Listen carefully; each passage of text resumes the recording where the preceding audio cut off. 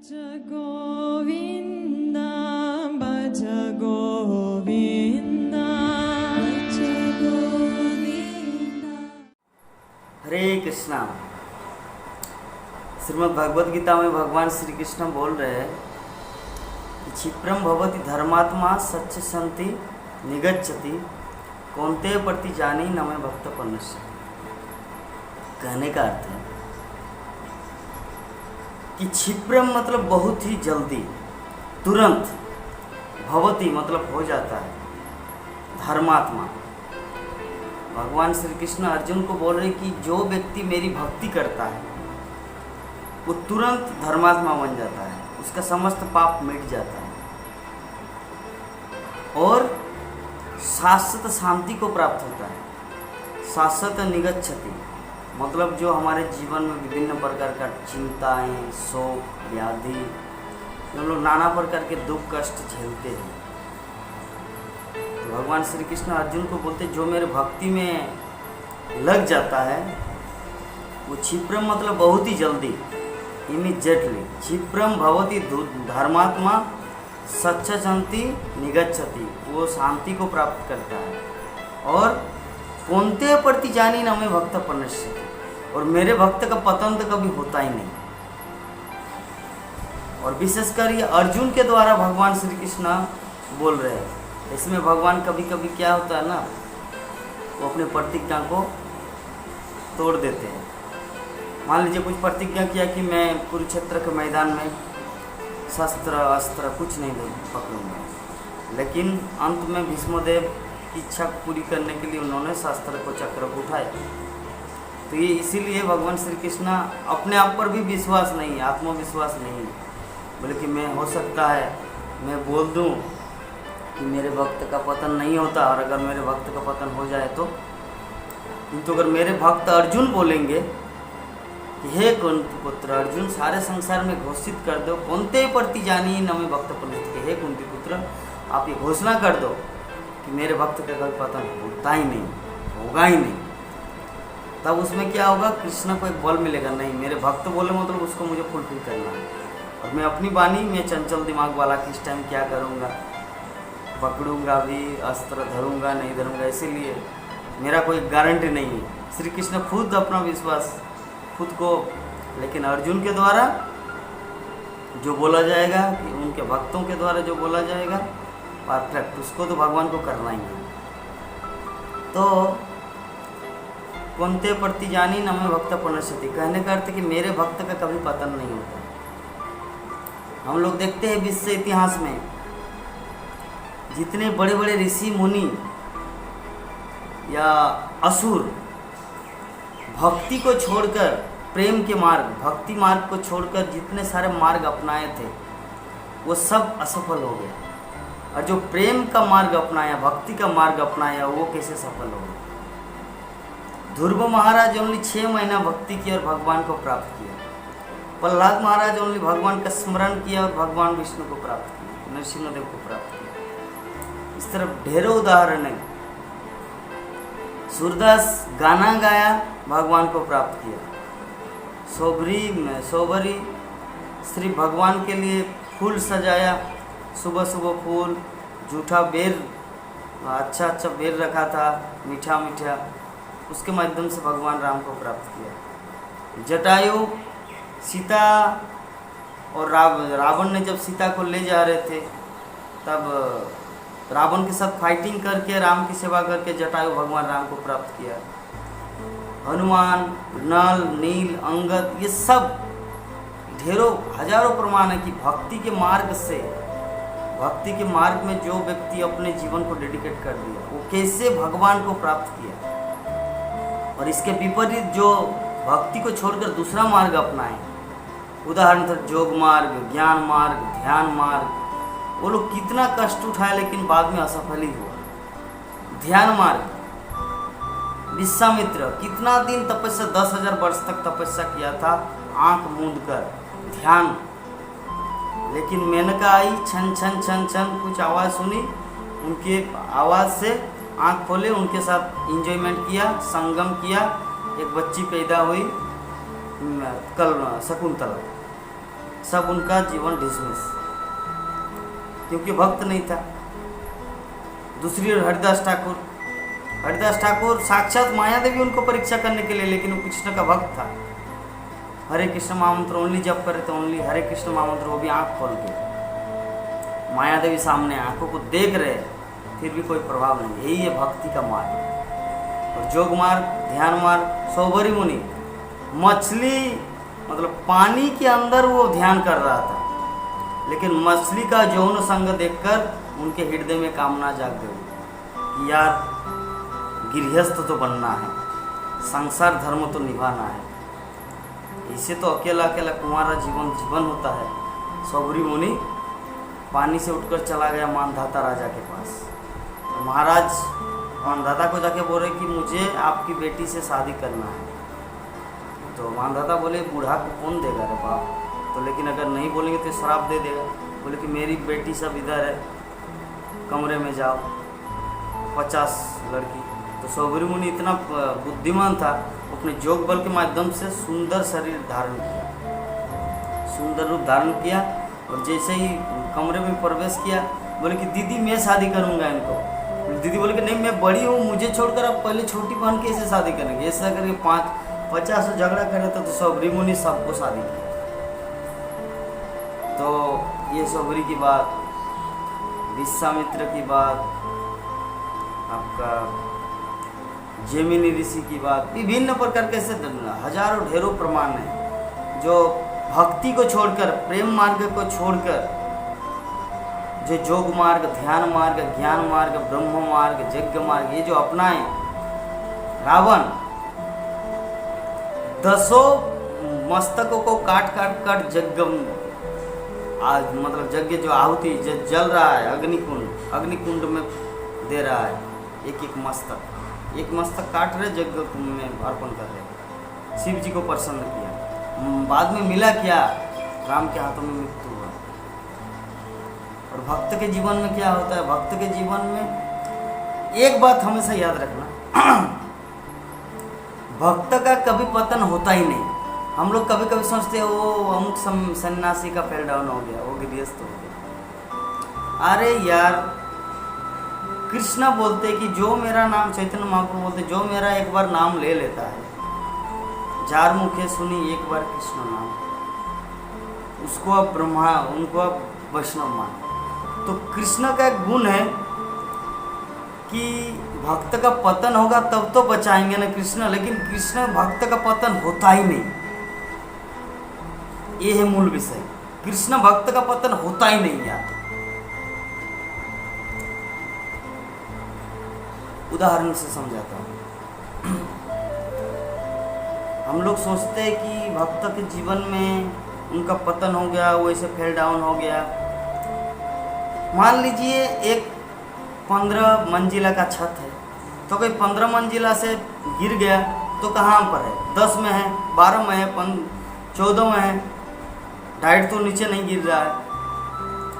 वहाँ से वो भक्ति किया है, भक्ति 1 साल 2 साल 3 साल 4 साल इस तरह करके भक्ति किया है। और भक्ति का पतन ऐसा नहीं है कि वो तो बाहर से आकाश की ओर से नहीं गिर रहा ना, कि छत के ऊपर से कूद गया तो नीचे गिरेगा जमीन पे, नहीं। वो स्टेप बाय स्टेप, अगर गिरना भी है तो स्टेप बाय स्टेप गिरेगा। तो मान लीजिए कोई 15 मंजिला था, कोई सन्यासी है, ब्रह्मचारी गृहस्थ वानप्रस्थ सन्यासी अंतिम स्टेज में, वो सन्यासी उसका फेल डाउन हो गया, नीचे गिर गया। तो फिर भी वो कहाँ पर, 12 में है या 13 में है, 14 में, 10 में है। हम सब सोचते हैं उनका फेल डाउन, अरे हम कहाँ हैं, हम तो अभी ग्राउंड फ्लोर में ही हैं। हमारा पतन क्या है, हम ग्राउंड फ्लोर में अभी तक एक स्टेप भी नहीं उठा और वहीं पर गिर रहा है। और वो वहाँ से मान लीजिए 15 तक पहुँचा हो, अगर गिर गया तो कितने में, 14 में है, 13 में है, तो हमसे वो बहुत बड़ा सन्यासी है, इसलिए उनका पतन हो गया। वो नहीं सोचना है, आप अभी भी नीचे है, आप पतित ही है, ये समझना, आप अभी भी पतित है। तो विषय वस्तु है कि देखिए, उदाहरण के माध्यम से मैं यही समझाना चाहिए, जैसे कोई व्यक्ति चल रहा है रास्ते में, तो चल रहा है किसके माध्यम से, क्योंकि नीचे मिट्टी है, धरती है, रास्ता है, वो तो हवा में तो नहीं चल पा रहा है ना, एक भूमि चाहिए, एक जगह चाहिए जहाँ पे अपना एक पाँव रखे, दूसरा पाँव स्टेप दे, तीसरा, इस तरह करके वो चल सकता है। मतलब वो इस कहीं पर उनका पाँव टिकना चाहिए।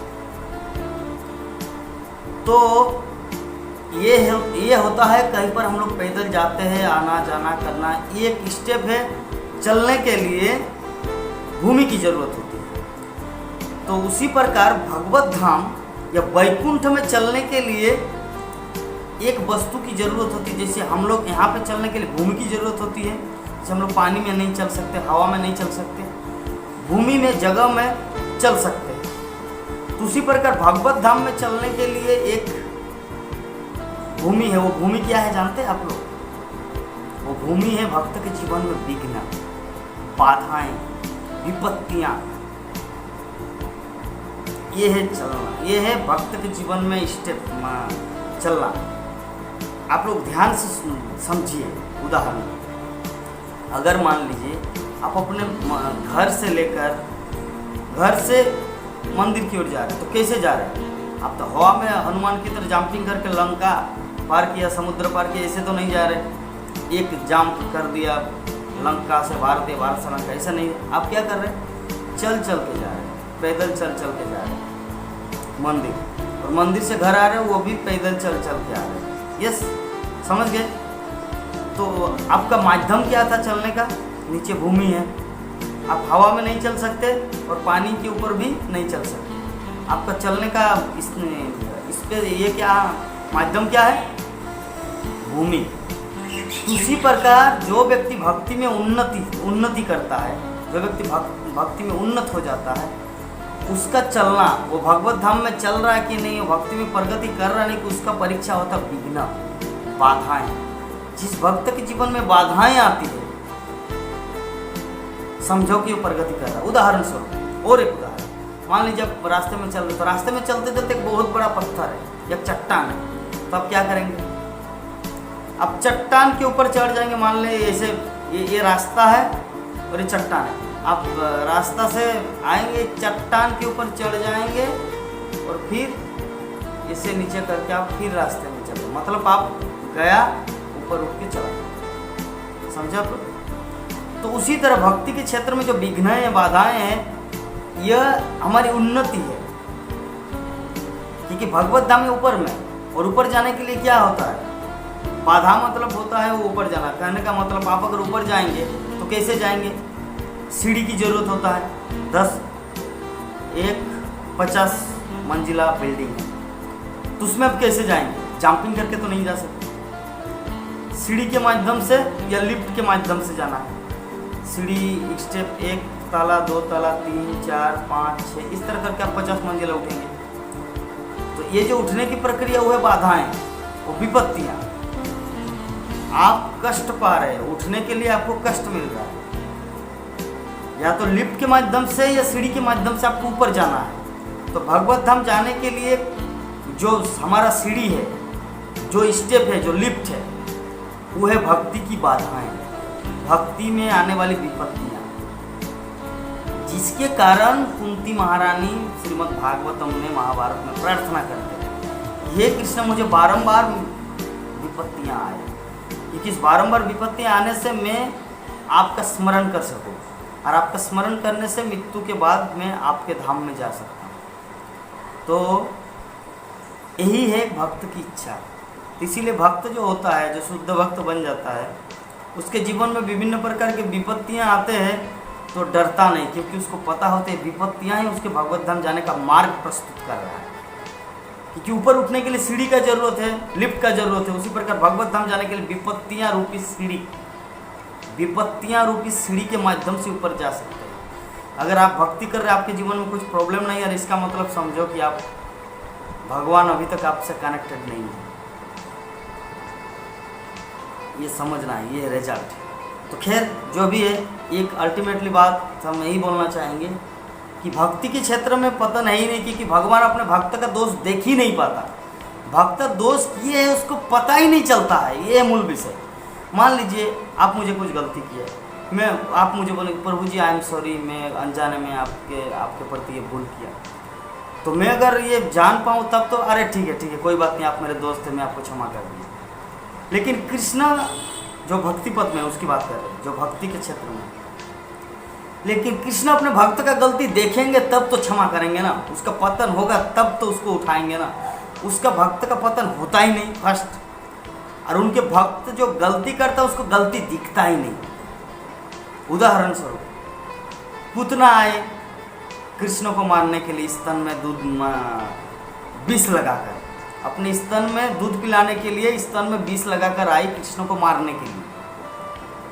तो कृष्ण ने सोचा यार जगत में कितने अनंत करोड़ जनसंख्या है, लेकिन मेरे मंदिर में कौन आता है। मेरे मंदिर का अर्थ होता है जसोदा माँ के घर या इस्कॉन टेम्पल, जो भी है कहने का। तो मेरे मंदिर में कौन आता है, लेकिन ये माता जी मुझे दूध पिलाने की भावना से मेरे मंदिर में आए, चलो इसको मातृत्व का पद दे। तो क्या कृष्ण उनका गलती देखा? एक पॉइंट भी गलती नहीं देखा। क्यों?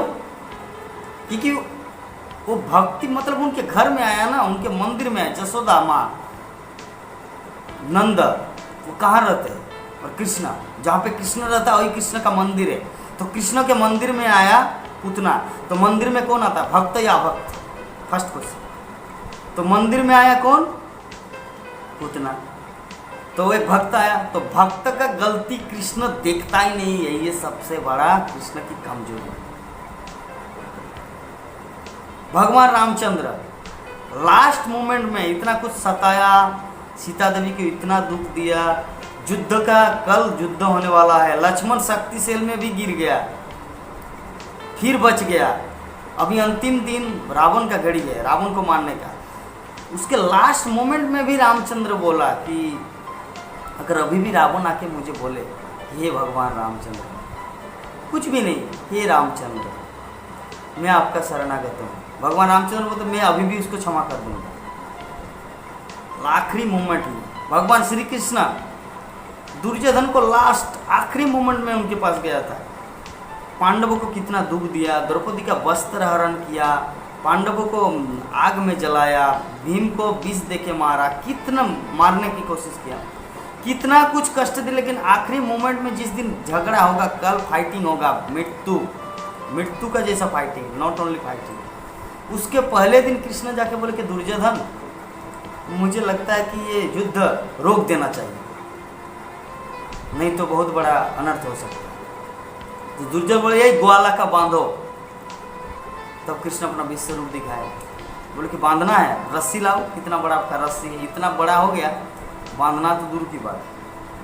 तो कृष्ण इतना करुणामय, दुर्योधन कितना ये कष्ट दिया पांडवों को, फिर भी वो लास्ट में चांस दे रहा है।